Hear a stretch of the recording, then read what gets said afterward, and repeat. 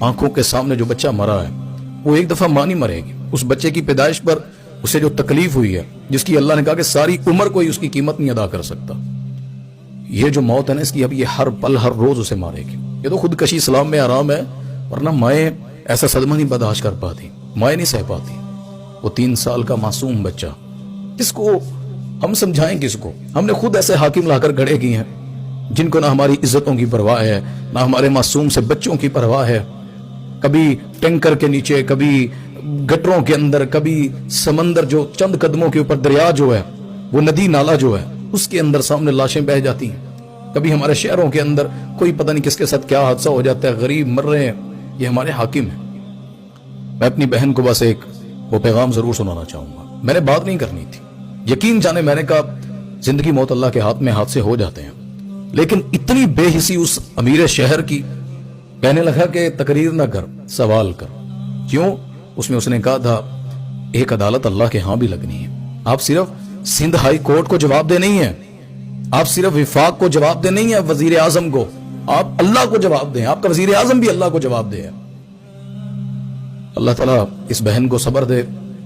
انشاءاللہ اللہ تعالیٰ کسی کے دکھ کو اس کو ایسے ضائع نہیں کرتا. اللہ جنت میں ملوائے گا اس بچے کے ساتھ. آپ کا حدیث میں آتا ہے جس کا معصوم بچہ اس طرح فوت ہو جائے، اس ماں باپ کا جنت پر یہ بچہ انتظار کرے گا اور ان کو جنت لے کر جائے گا. اللہ آپ کے لیے جنت کا سبب بنائے اور آپ کو صبر جمیل عطا فرمائے. مجھے بخاری کی وہ حدیث یاد آ گئی بچے کی موت پر.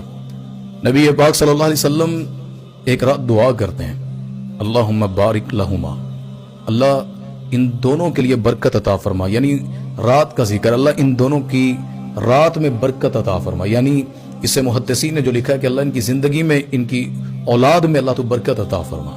یہ دعا پتہ کیسی تھی؟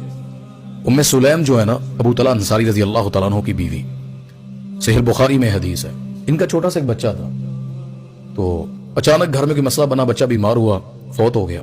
گھر والے پریشان ہیں، سارے رشتہ دار پریشان ہیں. ابو طلحہ انصاری رضی اللہ عنہ باہر گئے ہوئے تھے، گھر سے دور تھے. جب وہ رات کو واپس آئے نا، بیوی نے شور نہیں کیا، بچے کو نہلایا، اس کو کفن پہنایا، ایسے سائیڈ پر یا دوسرے کمرے میں اسے چارپائی پر سلا دیا، اوپر چادر دے دی. رات کا پہر تھا، باپ گھر آیا ابو طلحہ انصاری رضی اللہ تعالیٰ عنہ. پتہ نا جب باپ گھر آتا ہے تو سب سے پہلے اولاد کا پوچھتا ہے. ایک اللہ نے محبت رکھی، ساری دنیا سے باپ لڑ کر آئے، بیٹا جو ہوتا ہے نا، اولاد ہوتی ہے، اسے دیکھ کر دل باغ باغ ہو جاتا ہے. لیکن اس وقت پوچھا کہ میرا بیٹا کہاں ہے؟ فرمایا آرام کر رہا ہے، پہلے سے بہتر حالت میں. اب باپ کو تو ان الفاظوں کا پتہ نہیں لگا، لیکن بیوی بڑی حکمت والی تھی. یہ میں اپنی بہن کو پیغام دینا چاہ رہا ہوں اسلام سے. تیرا درد بہت بڑا ہے، لیکن ایسے درد اسلام میں گزر چکے ہیں، اللہ تجھے ضائع نہیں کرے گا. ام سلیم رضی اللہ تعالیٰ عنہ نے اپنے شوہر کے حقوق پورے کیے، کھانا کھلایا، ان سے باتیں کی. انہوں نے ہم بستری کی جو بیوی اور خامن کا حق ہوتا ہے، خامن کو سکون دیا کہ میرے شوہر کی ضرورت.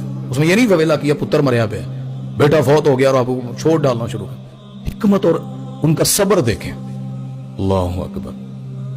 جب فری ہوئے، صبح فجر کا ٹائم تھا، مسجد نبوی جانا تھا. ابو طلحہ انصاری رضی اللہ تعالیٰ عنہ بیوی سے جب مل کر جانے لگے نا، اٹھ کر غسل کیا، تو بیوی نے ایک سوال کیا. ام سلیم کہتی ہیں اگر کوئی امانت دے کر واپس لے لے، یعنی کسی نے کوئی امانت آپ کے پاس رکھوائی ہے، وہ واپس لے لے، تو اس سے لڑنا چاہیے، اس سے شکوہ بنتا ہے کرنا کہ تو نے چیز دی تھی واپس کیوں لے لی ہے.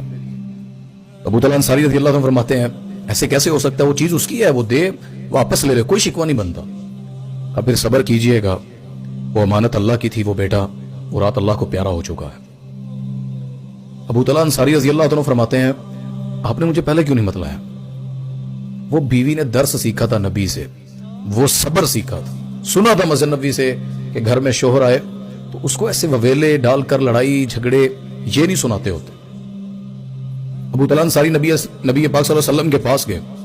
اللہ کے وسلم نے ہاتھ اٹھا لیے، اللہ ان دونوں کے لیے برکتیں عطا فرما دے، ان دونوں کے گھر پہ برکت نصیب فرما دے. اللہ تعالیٰ نے ان کو بیٹا عبداللہ دیا. اس بچے کے بعد اللہ نے اور بیٹا دیا.